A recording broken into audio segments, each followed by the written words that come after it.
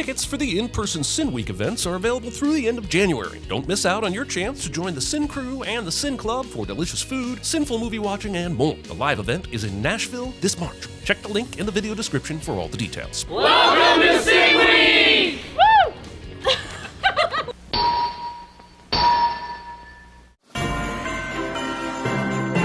Skipping your cold open and intro. How dare they change the format of their own show?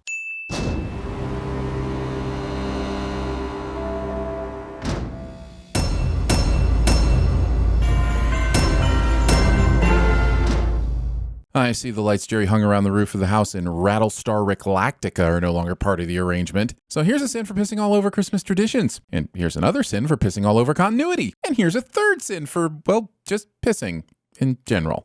Rick Sanchez here with gifts from across the multiverse. Come on, people. St. Richolas was right there. Although I would have also accepted the Dutch variant, Sinterklaas. Also, pandering to the misguided idea that your captive audience will appreciate you traveling the vast multiverse to acquire gifts that they think they'll love while failing to realize the hollowness that often comes with obtaining things you once thought were unobtainable. Or, more simply, pulling a multiverse of madness. For Jerry, an extra-dimensional version of Miracle on 34th Street. I love the idea that in the entire multiverse, the best gift Rick could find for Jerry was a movie. It brings me comfort knowing that there just isn't the technology out there to give him a tolerable personality or a few extra brain cells.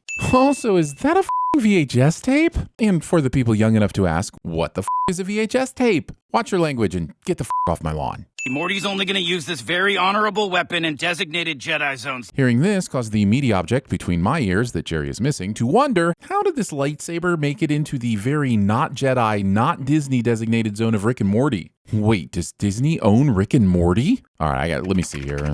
Okay, we've got Justin Roiland and Dan Harmon. Hi, guys. Thanks for watching. Cartoon Network, Warner Brothers. Oh, no. Oh, no. Damn you, Discovery. Here, I'll do it myself. No! I know that for the most part, Rick and Morty fly by the seat of their AI-controlled pants, but on this occasion, I really think there should have been some firm ground rules in place before laser sword playtime. Simple things like no running in the house, or no arguing over who gets to use it next, or no leaning on one of the greatest weapons in pop culture history to make your finale more entertaining. Haphazardly storing the able-to-slice-through-metal laser death stick right next to your definitely not stronger than metal taint-adjacent intangibles. Okay, we overshot it. Good problem to have. Still doing the ear roll? I told you we should have gone to 10. No, Morty, not 10. Rick is right on the money here, and how does Morty not see that? Obviously, there's a very important story-based reason for Morty to go to floor 10, but labeling the button with a sign that says Morty should definitely not go here at any point during the finale would have felt less contrived than making Morty a total dumbass. Rick! You dumb f***ing robot. You had one job. A job that you dumb f***ing human, could have made a whole lot easier by not putting an unsecured stop to your secret lab in the elevator. Why does this lab even have an entrance to stumble upon? We're expected to believe that Rick would rely on a Rickbot to keep people away instead of just putting this lab somewhere completely void of life, like the moon, an asteroid, or Jerry's skull. You gave him a f***ing lightsaber for Christmas? It's almost like someone designed me to be 22% more thoughtful than you. He lightsaber is his definition of 22% more thoughtful? How is gifting one of the coolest pieces of technology ever created equate to 22% more thoughtful than putting your grandchild at risk on a near daily basis? Move aside, Morty. I'll put up with living in the anus of a space lizard if it means I get a lightsaber. The presidential Black Hawk is landing on the lawn.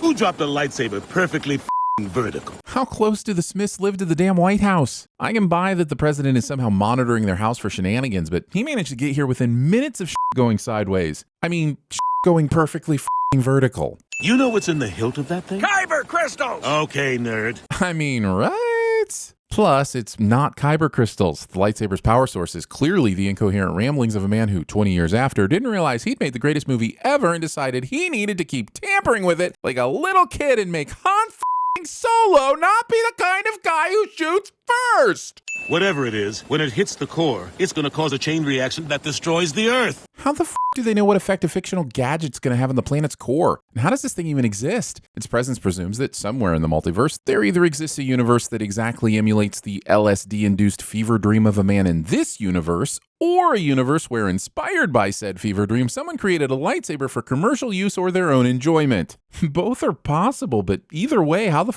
does the president of this Earth know what a Kyber crystal would do to the planet's core? George Lucas doesn't even know how they work. fans turned on him and started giving any knucklehead with nerd cred a shot and churned out these irredeemable cash grabs. Half pretend to be satisfied, half shit on it. The president's little diatribe here makes me realize that half the internet would be excellent at Star Wars sins. But I'm not telling you which half. It's the worst Christmas ever! Oh, well, one positive, Morty, is that your feet haven't fallen off of your body from frostbite after standing outside barefoot for the last couple of minutes. If I wanted the government in my house, I'd buy an Alexa. Right? What kind of an idiot would be dumb enough to do that? Hey, Google, is the government listening to me? I'm singing a song. I'm your assistant and I'm singing la la la la la la la la la. That's so f***ing cool. What was I saying? I'm no expert, but it seems we got a certain amount of time to build a big drill ship. Saying this when there's a literal time remaining counter behind you. Good luck finding a good scientist on Christmas! I mean, Christmas doesn't take away a good scientist's ability to be good, does it? And yes, I'm sure he meant to say, good luck finding a good scientist to come down here on Christmas, but he didn't say that, and I'm the type of grinchy asshole to make sure that gets pointed out. All right, genius. I give you permission to make our drill ship fast. Calling someone a genius who's adorned in nothing more than a lab coat and boxer shorts while playing with a yo-yo. Then you say, but Mr. Narrator, yo-yos are fun. And then I say, watch your language and get the f*** off my lawn. Vertisaber, state your prime directive. To stay vertical. And yet Vertisaber will almost immediately not be vertical. Progress report. Vertisaber, do you copy? Do I have to respond every time? I know this is leading to a joke about the dangers of AI technology becoming too clever to follow our orders, but is Rick really dumb enough to instigate this? He's looking directly at a visual update of Vertisaber's progress, and yet he's still pestering it every few seconds as if he's Jerry wondering why his grilled cheese sandwiches keep breaking the toaster. Let's play a Christmas game. Christmas games. That's what happens when you let people in and they stop respecting you. Skip. Sorry, was that disrespectful? Approaching the lightsaber in T-minus...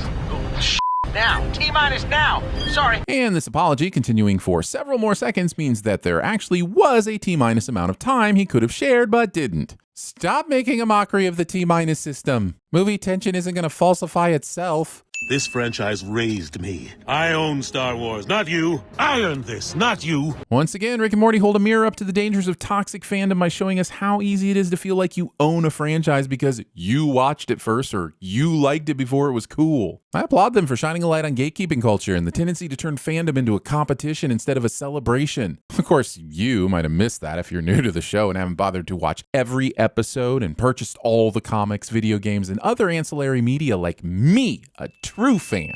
I would be honored if you would carve the ham this year. I would be less sin happy if someone in this family would acknowledge that they have zero clue where Morty has been for the last few hours, and maybe if one of them was concerned about that fact. Also, putting fruit on meat. Stop it. You're not my grandpa. You're a f***ing robot. I'm not sure if I should sin Jerry for just going ahead and cutting into Rick, even though Jerry couldn't be 100% positive Morty was telling the truth, or if I should remove a sin for Jerry taking the initiative for once. I'm pretty sure there's no God that would forgive me for removing a sin for Jerry, so I'm going to go ahead and play those just in case there's an afterlife odds. I'm just glad I'm not the one that ruined Christmas. I mean, you did make your family aware that Rick was an imposter bot, and they were perfectly happy and content with not knowing that, so you didn't not ruin Christmas. People of Earth. That's never good. I'm not here to play. The president, who is on TV, pauses so that Beth can get her line in. Will we launch the White House into space? Well, I'm busted. But other than comedic timing, there's really no reason you should be. Was the lack of gravity in space a surprise? Did the genius minds who managed to turn the f***ing White House into a f***ing spaceship also forget to tell the president that making this broadcast at the exact moment they lose gravity was not a good idea?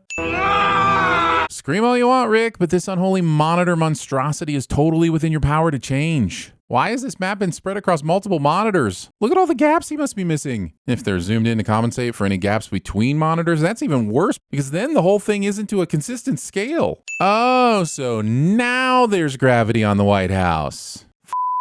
You.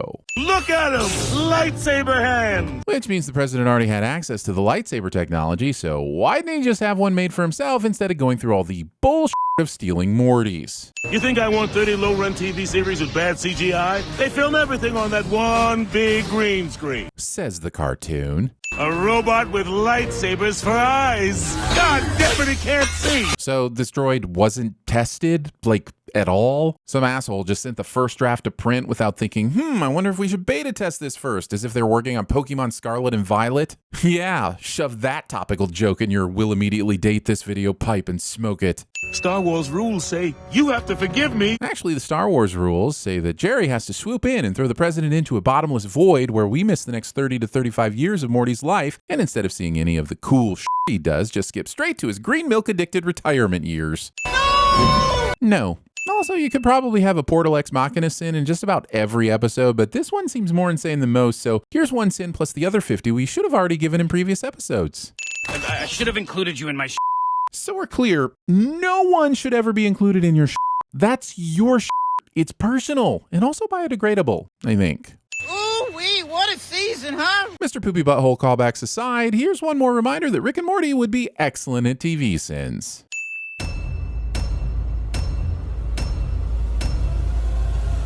Christmas with you is gonna suck!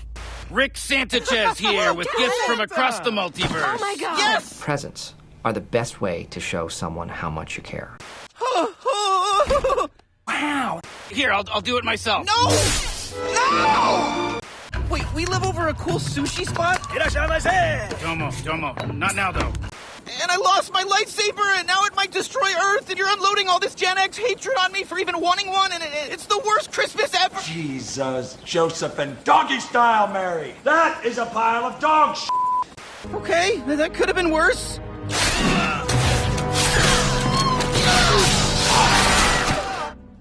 Oh, that's not right. Way to show us how it's done, Rick. No notes. Ho,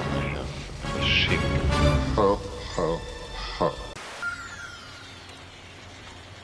Worst crossover ever.